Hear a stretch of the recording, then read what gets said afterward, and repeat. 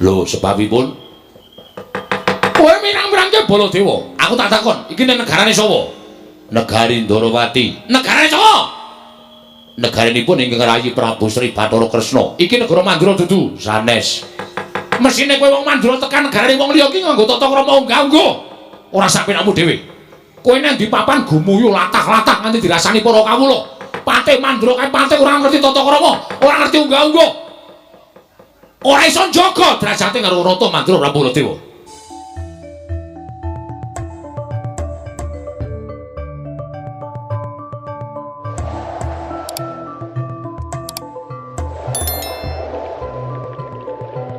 Tanganipun kula kesupen, namung kula nampi nawala saking Nyai Prabu Puntadewa. Lho. Nyai Prabu Kresna nampa nawala saka Nyai Prabu Puntadewa. Kasinggihan mekaten. Isine nawala piye? Mestinipun sak boten-botenipun dinten sak mangke menika kula sampun sowan wonten negari Ngamarta parandene krana saking jibek raos sing manahipun ingkang rayi tumunten dereng kelampan jengkar sowan dhateng Garing Amarta. Wondene so owanipun caraka ngaturaken nawala menika kala wau saestu kula tampi tumunten kula surasa wonten lebeting nawala menika kala wau Yai Prabu Darmakusuma masrahaken perkawis Tunggarana menika dhateng ingkang rayi Ndarawati krana santer pawarta ingkang sampun pumebar bilih bumi Tunggarana sak mangke menika kinarebatan inggih menika anak kula Pringgondani Gatotkaca kelawan anak kula pun Setija Bama Narakasura. Ngemuti bilih menika kulit daging kula piyambak. Setija menika atmaja kula, Gatotkaca menika keponakanipun ingkang rayi Ndarawati. Ngrampungaken perkawis menika sampun sinengga kula menika setunggiling tiyang sepuh ingkang banci ndemban siladan. Menawi ngantos kula menika mangke ngawrataken dhateng pun Setija tan murunga nata Ndarawati pinaya ing para Pandhawa miwah para kawula sak negari Ngamarta sami nyenggo kelan menawi ingkang rayi menika awrat kanan kula warga nanging semanten ugi menawi ngantos menika mangke kerampunganipun perkawis menika manggen dhateng anak kula pun Gatotkaca tegesipun Tunggarana menika kebawah keprintah negari Pringgondani tan wandi ugi kathah para kawula Ndarawati miwah para kawula Trajutrisna ingkang anyenggo bilih ingkang rayi menika ngawrataken Gatotkaca tinimbang kulit daging kula piyambak Koko Prabu. Mila lampan menika bebasang suduk gunting tatu loro. Ingkang rayi tumunten ngempakaken sangganing para sepuh. Malah sak mangke kepasang yogya katuju nginu Koko Prabu. Nggih. Mboten ketang seklimah. Monggo kula aturi ngenteng-ngentengi dhateng perkawisipun ingkang rayi Ndarawati menika Koko Prabu. Jagat Dewa Bathara jagat pangestu kula. Kresna kula wonten timbalan ngadhau. Sing ati-ati. Aja nganti keseluruh dalan sing kleru. Aja nganti kejeglong lakune Nyai Prabu Kresna sabab yen to nganti warsa ideping tekad nggonmu ngrampungi perkarane bumi Tunggarana. Kuwi mengko tan wurunga merangi tatalan desan dengkul ingkang mleset bakal kena marang kulit daginge dhewe. Kasinggihan mekaten lan kowe tak kandhani Yai. Sejatinipun Kakang Prapta ning Raja Ndarawati iki pancen bakal nanjake marang pawarta ing wis bina tombok bakul sinambi wara. Nganti tekan talinganipun Kakang, yen to dina samengko iki ana hawa panas ingkang tumanduk marang Sentana Trajutrisna lan Sentana Pringgondani. Padha pengkuh sarta duwe penemu yen to bumi Tunggarana kuwi kebawah keprintah negara Trajutrisna lan uga kebawah keprintah negara ing Pringgondani.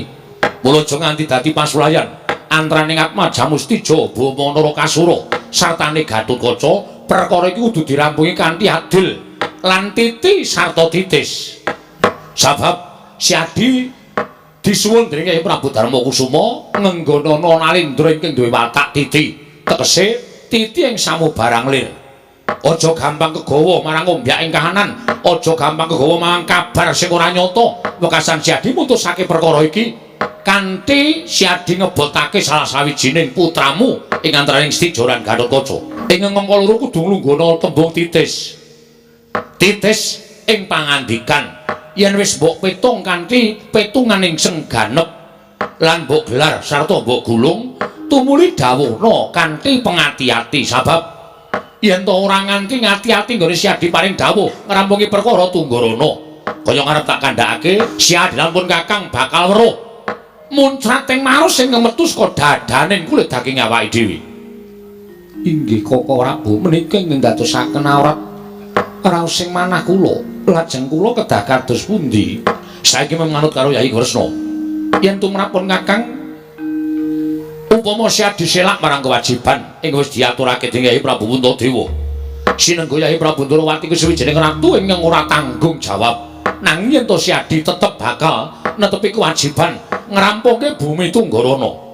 Saka panemunipun Kakang, rembug iki digawa ana ing parapatan gedhe. Tegese akeh para nalindra, akeh para satriya yen perlu Brahmana dadi seksi kerampunganing kikis Tunggarana iki. Nun sewu Rama.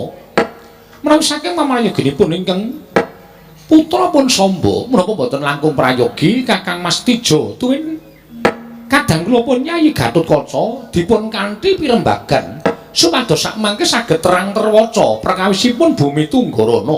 Krana menika perkawis Trajutrisna miwah Pringgondani kemangke boten kakanthi pirembagan ing lerekipun tumuju wonten bedamen tuwin kerampunganing perkawis.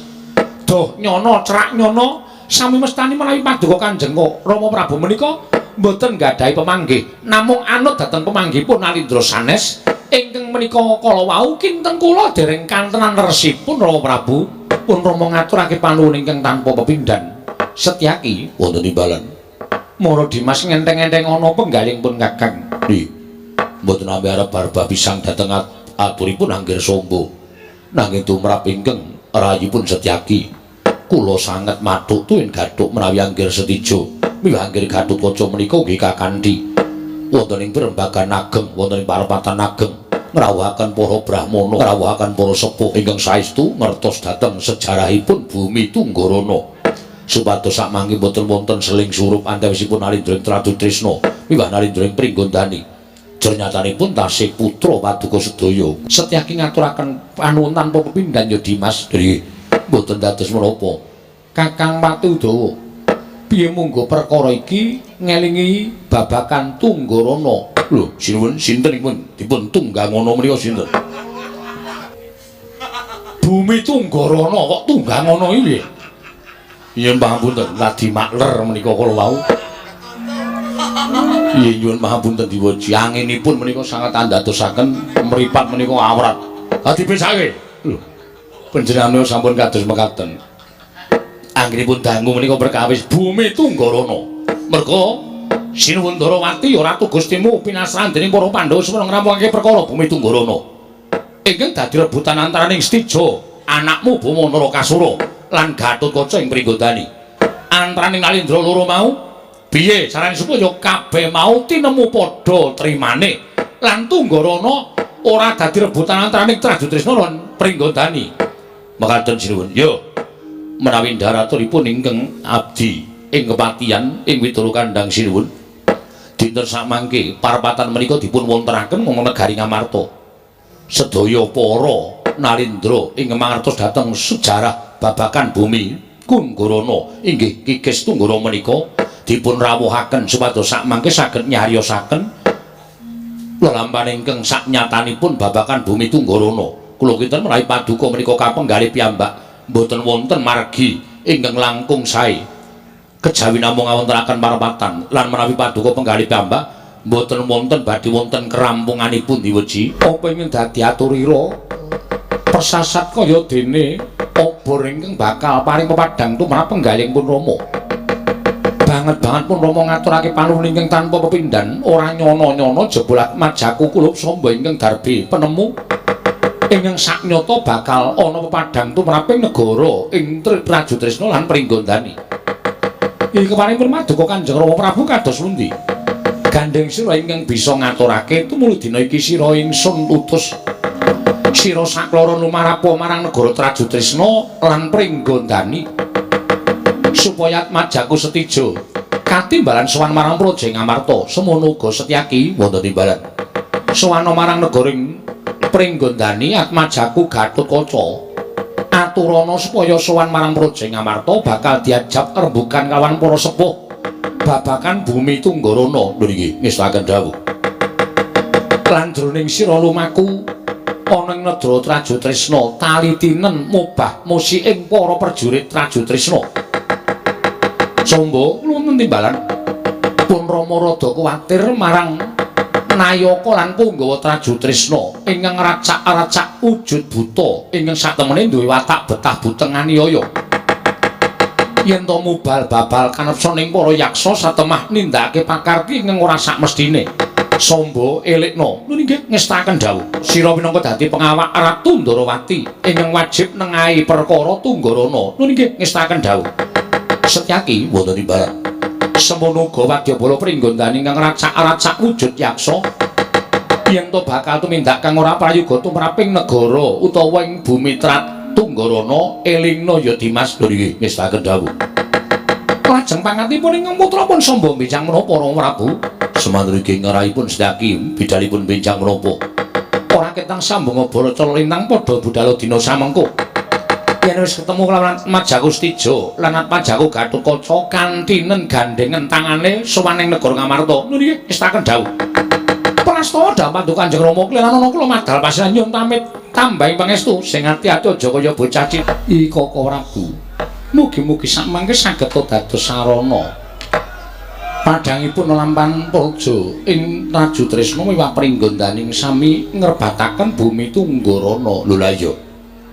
lah mongko kawit biyen miturut sejarah bumi Tunggarana kuwi bumi nalika semana lenggah sing minangka dadi adipati ki ora kleru Prabu Kala Pustaka kuwi andaning Prabu Trembuku kuwi ya kuwi Nayaka negara ing Pringgondani padha-padha swita dadi siswaning Prabu Pandhu Dewayana wiwit Sang Prabu Kala Pustaka kanthi tekan seprene ora ana lelakon ingkang kaya mengkene lah setija ngakoni yen to negara ing utawa bumi Tunggarana kuwi dadi wengkon kebawa keperintah negara ing Trajutrisna semono uga Gatotkaca uga ngakoni yen to Tunggarana kuwi kebawa keperintah negara ing Pringgondani janjane perkarane apa to janjane perkarane apa Koko Prabu miturut kabar ingkang sampun kula tampi kathah para kawula Tunggarana ingkang sami nglewar saking wewengkon Tunggarana nderek wewengkon Pringgondani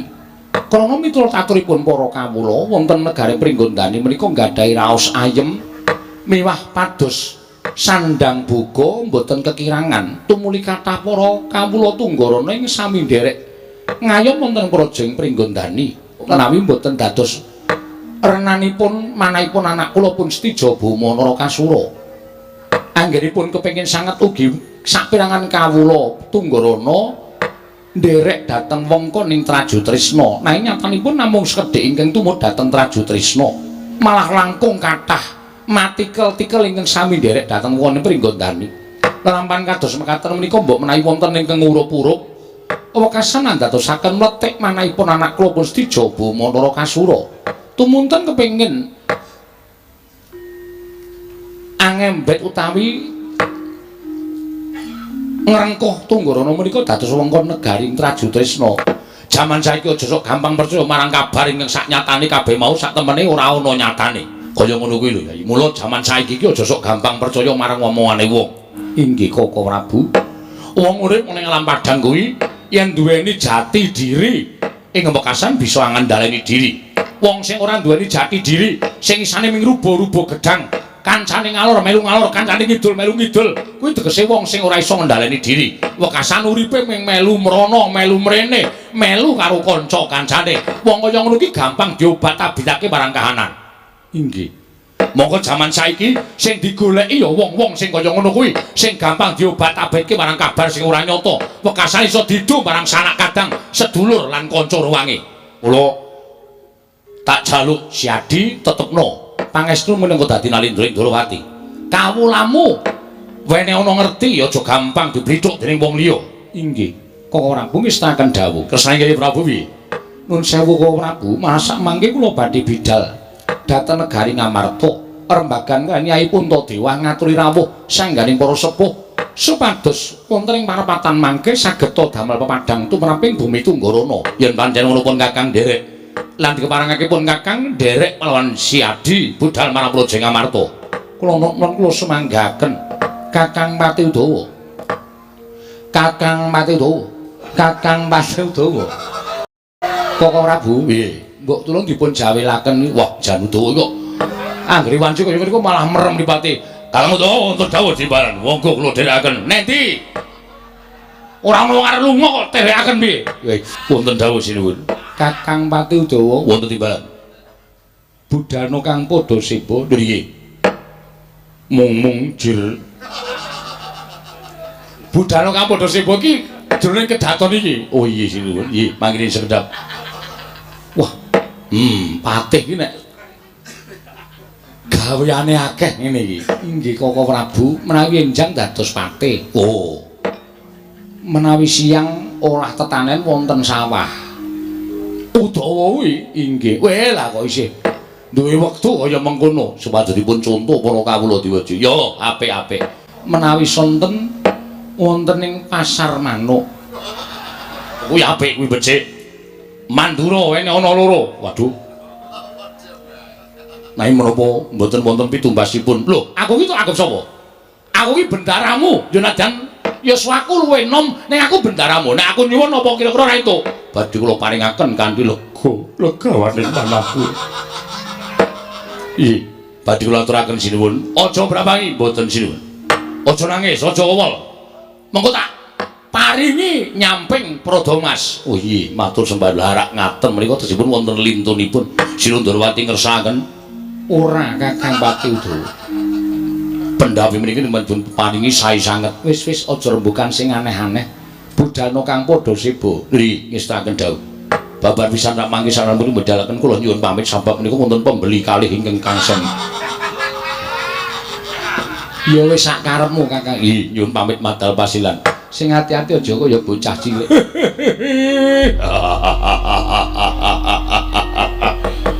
Wonten dawuh Kosinuwun. Panjenengan ngawe sangyanipun para prajurit ingkang dipun caketaken namung sawanipun patih Prakuta. Kula nyadong dawuh medal Jawi ngawe ngabdipun Patih Prakuta lho. Mboten kepareng paring pangandikan kok malah lajeng mekaten panjenenganipun. Kula nyadong dawuh. Prakuta wonten dawuh. Gusti aku tak takon karo kowe jane wangsula napa takonku iki. Iki wis tak ndem pirang-pirang taun. Wiwit aku dadi ratu. Petungaku kok sarwa mrucut. Wah, mboten kenceng niku.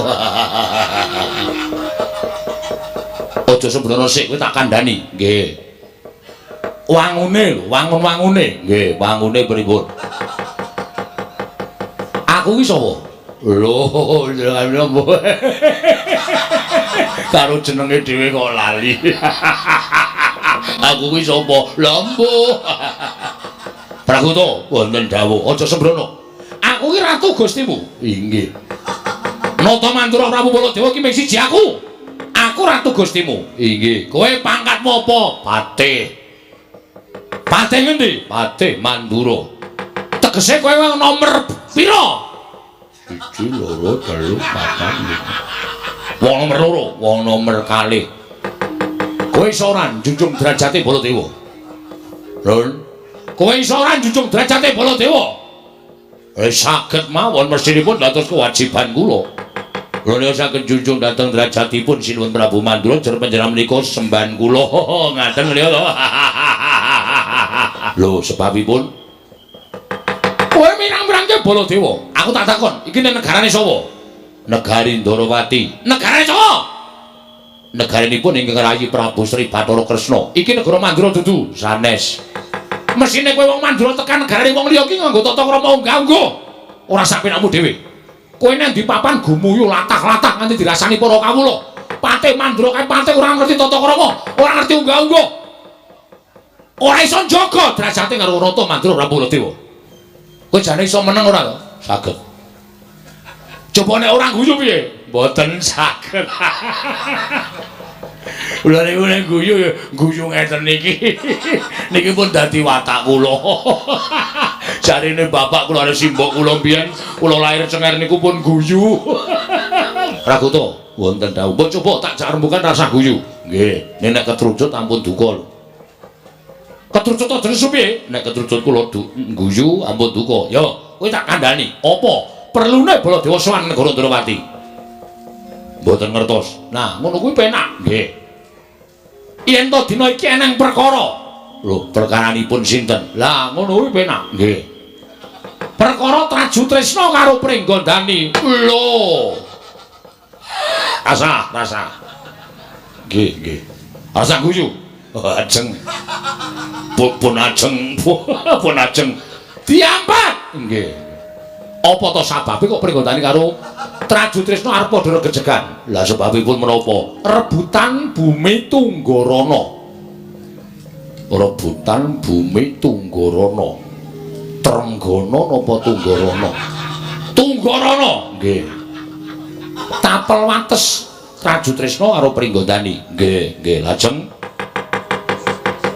Yai Prabu Sri Bathara Kresna kodheng penggalih kodheng niku napa bingung oh nggih tumuli matur karo panjenengan ingsun aku munjuk atur sang Yai Prabu Kresna takon nganake parapatan gedhe lajeng supaya para ratu-ratu dirawuhake ngrembug perkara bumi Tunggarana sebab yen nganti bumi Tunggarana iki ora ana kerampungane mengko bakal kriwikan dadi grojokan geguyon dadi tangisan oh nggih lajeng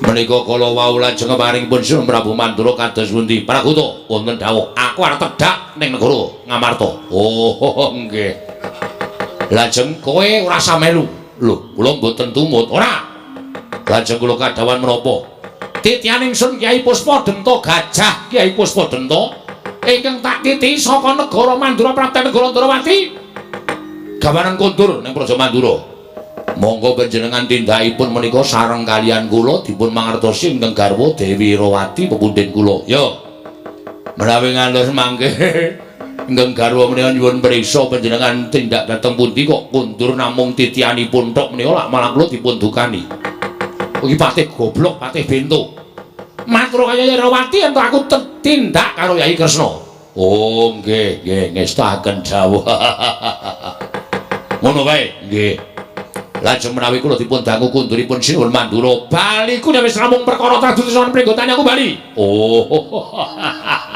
panjenengan nek ngendika kok cepet banget menika mboten ajrih menawi ketrikel menapa kesingsa aja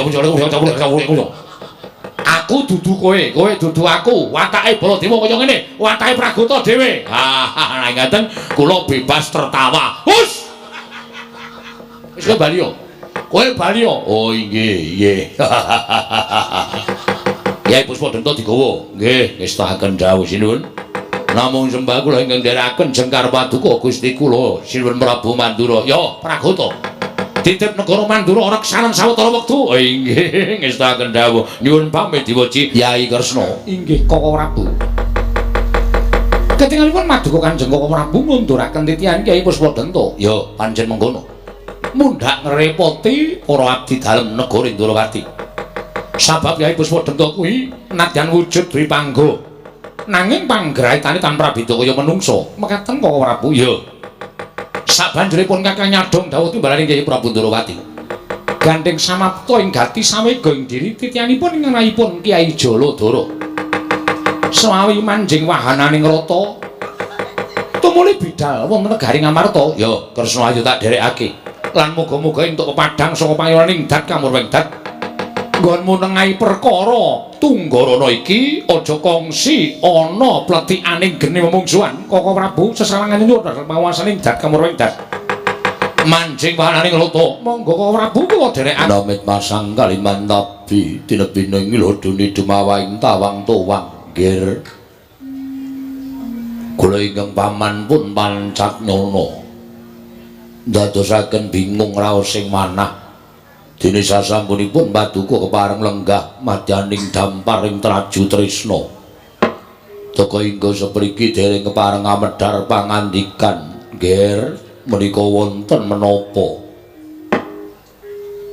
Paduka menggaliaken ingkang paman pun Pancatnyana menapa para wadyabala negaring Traju Tresna menapa nembe menggalih dhateng kawontenanipun Bumi Tunggorono nggih jagat Diwapati jagat Pangestungga paman kula wonten dawuh ora ana ing keduga gawe goreh penggalihing nalindring Traju Trisna ya Setija Bama Narakasura kejaba ya mung Bumi Tunggorono bareng paman Pancatnyana paring dawuh apa Setija menggalihake babagan Bumi Tunggorono paman apan kepara nyata yen to sejatine ingkang tak gagas tanurya kejaba mung Bumi Tunggorono paman lha nuwun sewu ingkang dipun penggalih menapa malih tonggir jernyatanipun Bumi Tunggorono menika kebawah keperintah negaring Traju Trisna paman Pancatnyana wonten timbalan kusik aja kleru tampa satemene Bumi Tunggorono kuwi mapan ning tapel wates ing antaraning Traju Trisna lan Pringgondani. Mula aku ora duwe wenang netepake yen to Bumi Tunggorono kuwi dadi kewajibaning wong Traju Trisna. Lho, nuwun sewu. Lajeng kepareng paduka anggir paring dawuh mekaten menika dasaripun menapa, Paman?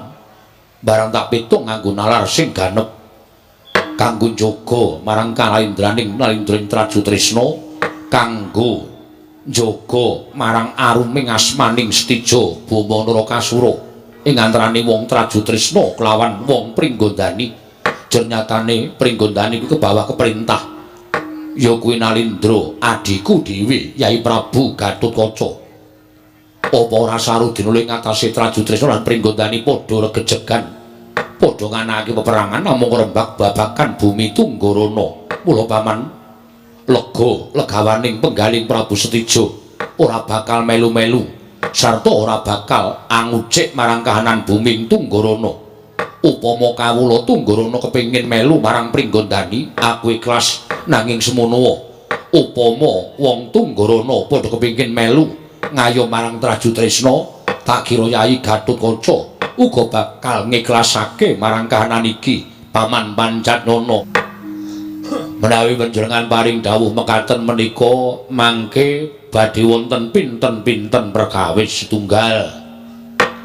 Panjenengan badhe cinacak dening para kawula sak Pringgondani langkung-langkung nayaka lan punggawa Pringgondani.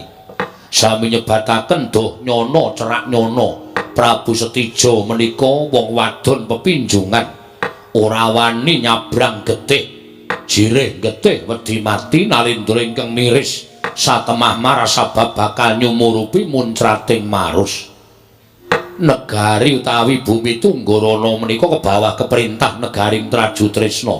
Mila menawi tiang-tiang Pringgondani menika badhe nyahak tuwin badhe nrajang wewaler ingkang sampun wonten kedahipun paduka anak Prabu ing Traju Trisna menika saged angekahi Tunggorono wonten bebasan sedumuk bathuk senyari bumi nadyan namung sedumuk jembaring bathuk nadyan namung saknyari jembaring bumi kedah dipun totohi putaing getih yen perlu oncating nyawa. Paman Pancatnyana wonten dawuh yen pancen Paman Pancatnyana darbi penemu yen to Tunggorono kuwi bawah keperintah negara ing Traju Trisna. Mula saiki matur marang Setija apa kekancingan ingkang wis Paman ngerteni lan yen perlu Paman bisa mbuktekake kekancingan kanggo netepake yen to Tunggorono kuwi kebawah keperintah negara ing Traju Trisna namung sampun run tumurun mewahi Tunggorono menika kebawah keperintah negaring Traju Trisna. Mula yen to Paman Pancatnyana ora iso ngaturake kekancingan kang mangkono Setija ora bisa netepake yen to Tunggorono kuwi kebawah keperintah negara ing Traju Trisna. Mula wis adil yen to rasaku kudu ikhlas, rasaku kudu lomba, atiku ora kena kaku. Yen to Tunggorono kuwi darbe ing Setija nanging perkara iki wajib bakal tak rembug kelawan kadiku Yai Gatotkaca. Monggo kepiye kahanane Tunggorono lan kawulane kepiye, apa arep melu Pringgondani apa arep melu Traju Trisna kabeh mengko bakal katandha yen to wis ana rembugane antaraning Setija lan Gatotkaca. Menika mangke malah ndedawa wekdal tonggir kula nuwun sewu lho. Panjenengan boten ngertos lampanipun prajurit Pringgondani. Monggo kula aturi dangu ingkang ngabdi pun Adipati Yayah Griwa. Yayah Griwa wonten dawuh. Mboten nama kula badhe ngojok-ojoki paduka. Namung sampun wangsul kula pinanggih kalian prajurit Pringgondani ingkang sajakipun ngiwi-iwi dhateng tiyang-tiyang Traju Tresna. Dipun sengguh tiyang Traju Tresna menika mboten wantun angekahi Tunggarana.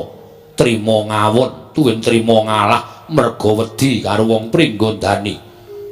Menekaten menika saben dinten kula sumerepi sejatosipun niating manah badhe jumangkah ing payudan kula menika damel srana supados boten dipun kias dening para-para tiyang Pringgondani nanging ajrih krana kula dereng nampi sabda tuwin dawuh paduka Gusti kula ingkang sinuwun Prabu Stija Bumanara Kasura menawi kula sampun tampi dawuh menawi wonten tiyang Pringgondani ingkang sajaipun ngece dhateng tiyang Traju Tresna tartemtu sampun kula tugel jangganipun diwoji lho menika lunggir mboten nama kula menika ngelincipi carang papak aturaken lampahan ingkang boten leres namung nuwun sewu menawi paduka saged ikhlas babagan Tunggarana mbok inggih paduka anjagi dhateng kawibawan tuwin derajatipun nayaka Traju Tresna sampun ngantos lajengipun idak-idak dhateng pakartinipun tiyang-tiyang Pringgondani inggih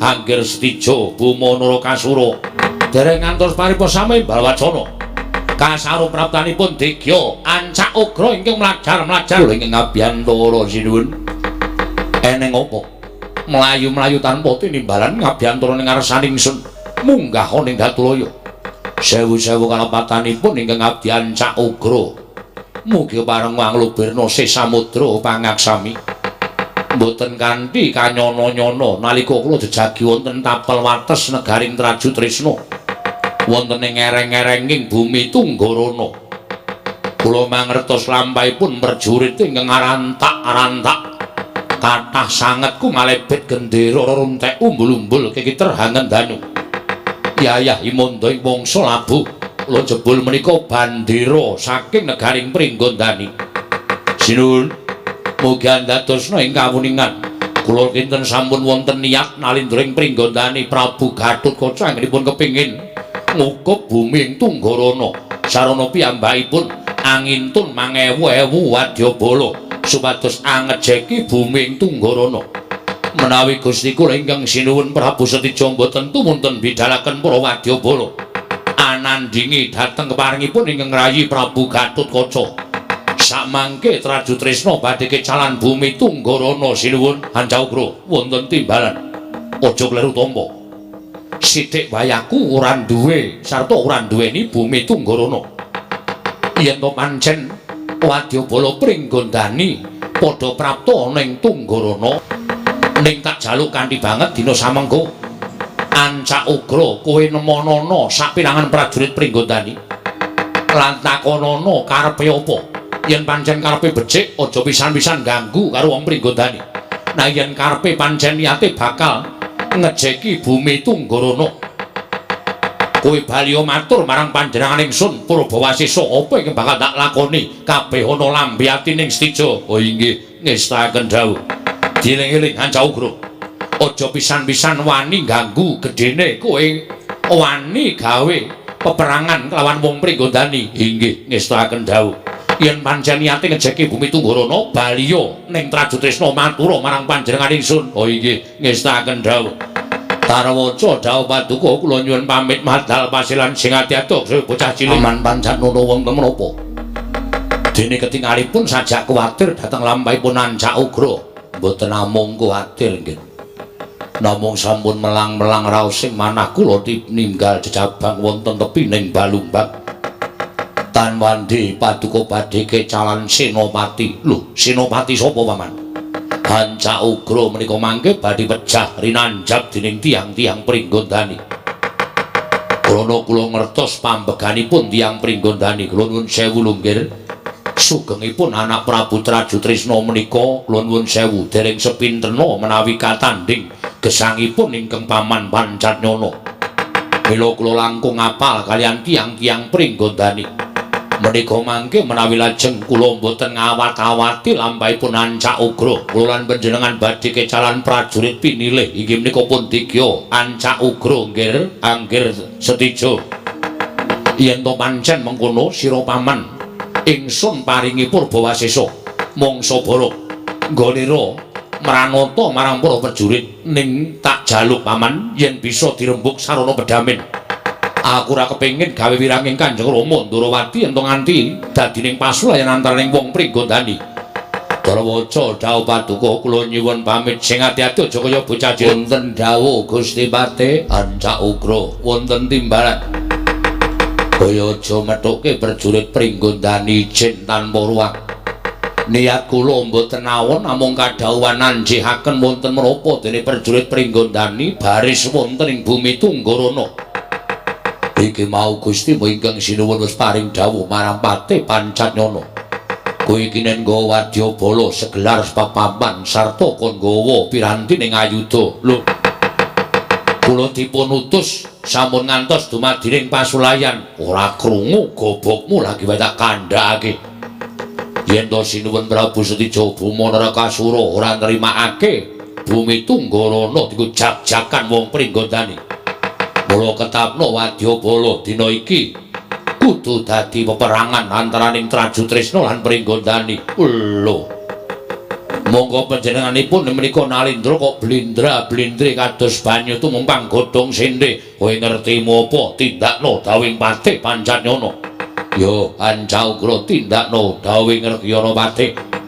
Yayah Griwa ingin dadi cucuke ngajurit madeg Senopati ngrabasing wong Pringgondani. Ingaten ngestaken dawuh pangkatipun Ancak Ugra ketapno para wadyabala piye ana sing gamben-gamben aja nganti wong Traju Tresna kewirangan mungsuh wong Pringgondani. Sendika ngestaken dawuh ora pangling nitik gendera niki wong Pringgondani. Ndawes padhake saka kadohan ana genderaku malebet cetha genderane wong Traju Tresna. Ya dasar Purnyata sapa kowe? Tumenggung Panigas Jonggo.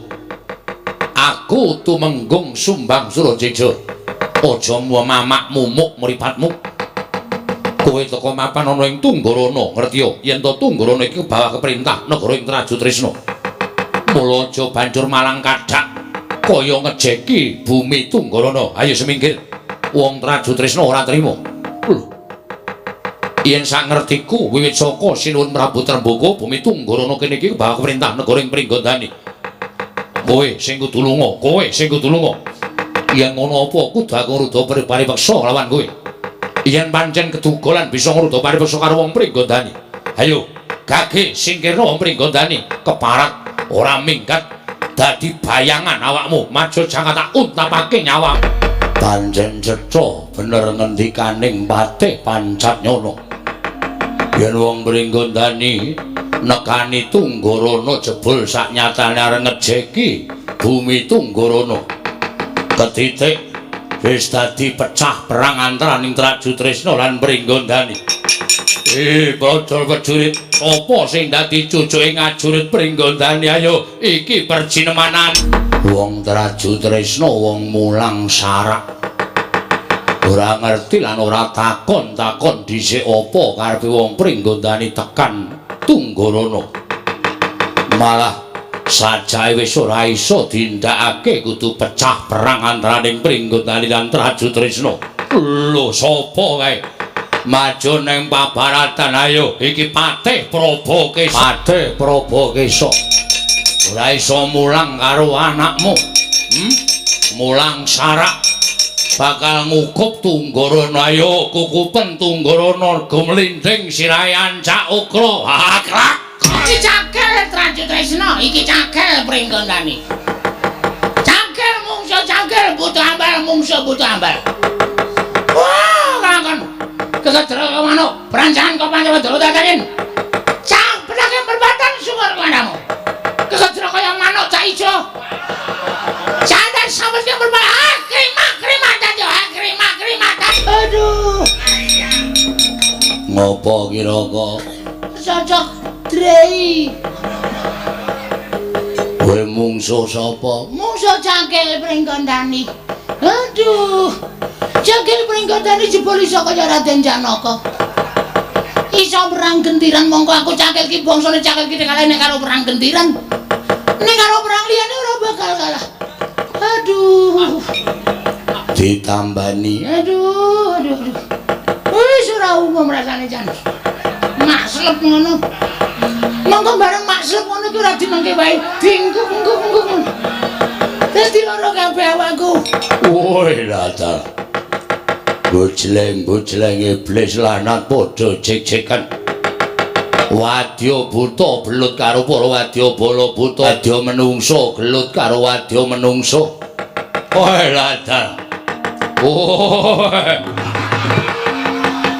Leno pangendhaw rimah Pringgondani yo duwe buta gundul barele cukur. Ayo mundur saka bumi Tunggarana kowe sing mundur gaglak limbah waglak-glak. Jebale gagah masih.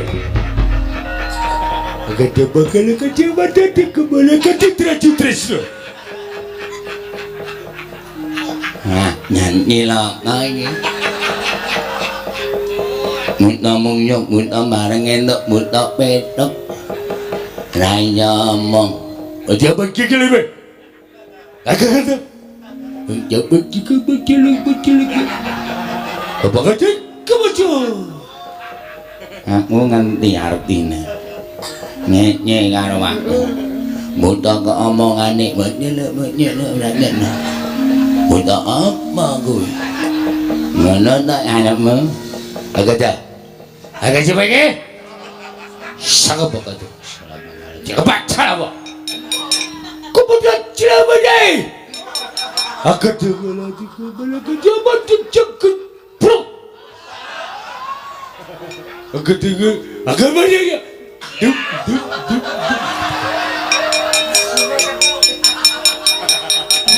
Agak bagai tadi. Agak terbahagia kita. Kalau bakal dapat terlepas, kita dapat kerja. Ya, mungnya aku, pati kamu kerja. Ini kampiye. Bapak kerja deh, kau kek bagi. Aku bagi ni, yang betul terima. Mana? Angkat apa? Ini apa lo? Abang ini namanya Damu.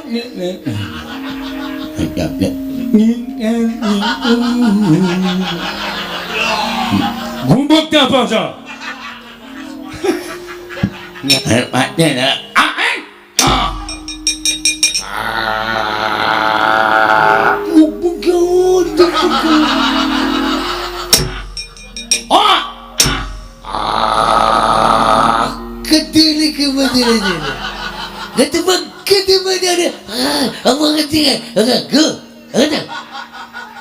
On balas ini. Kata balik. Kata kecil betul. Kata. Bodoh ambuhe, bodoh kucluke, bodoh ambuhe.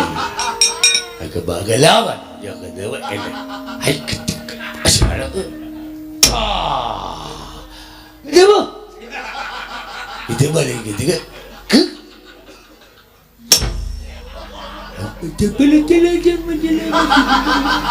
Nantanane inyo duwe lho lek perang iki. Anak-anak ing anak-anak nyamanya nyamuk.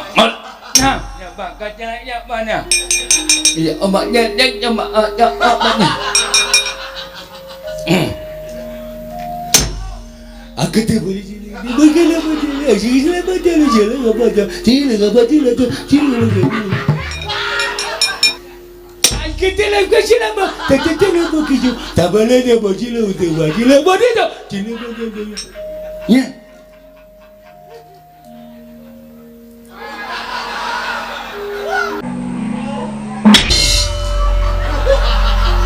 Kita betul lagi ngah. Kita.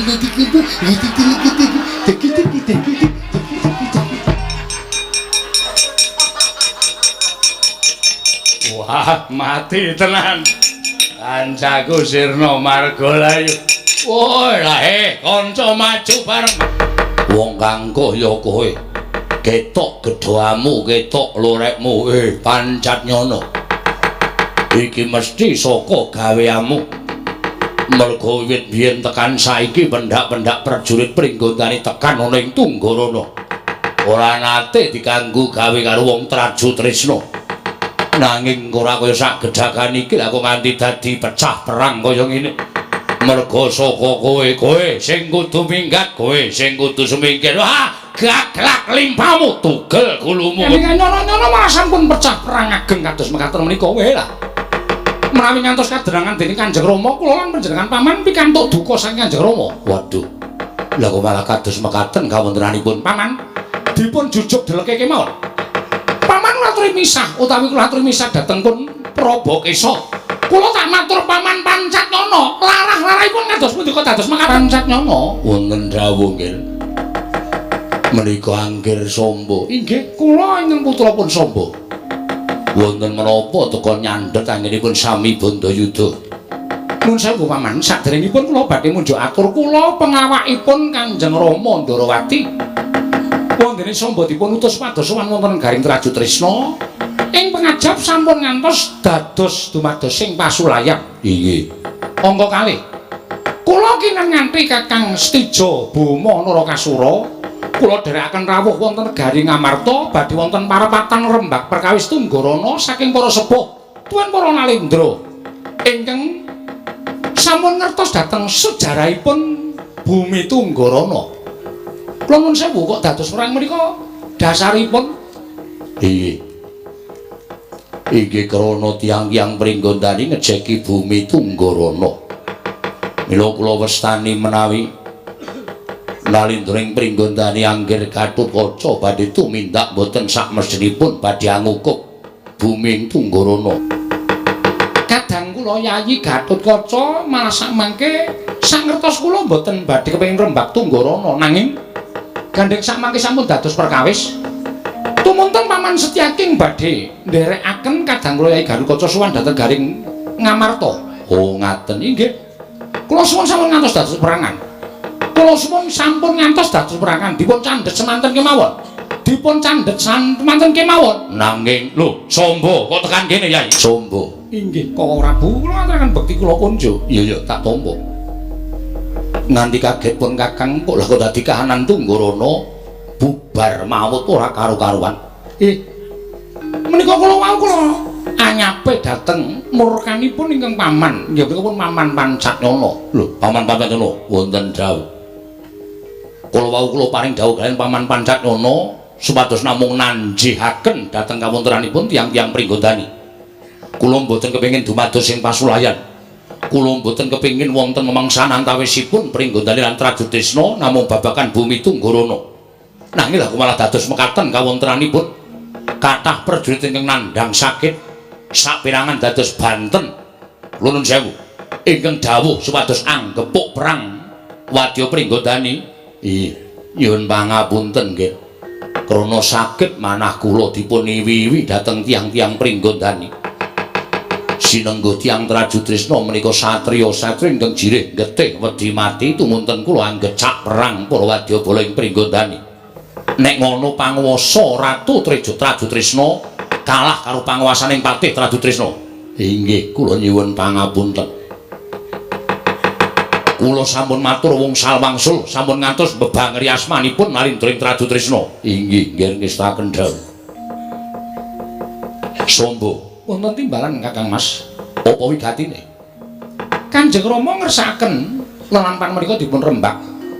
Perkawis menika dipun rembag sarana pirembagan ingkang bedamen. Tegesipun sampun ngantos wonten tuwuhing pasulayan antawisipun Pringgondani lan Traju Trisna. Mila kula dipun suwun amethuk dhateng Jengandika Kakang Mas.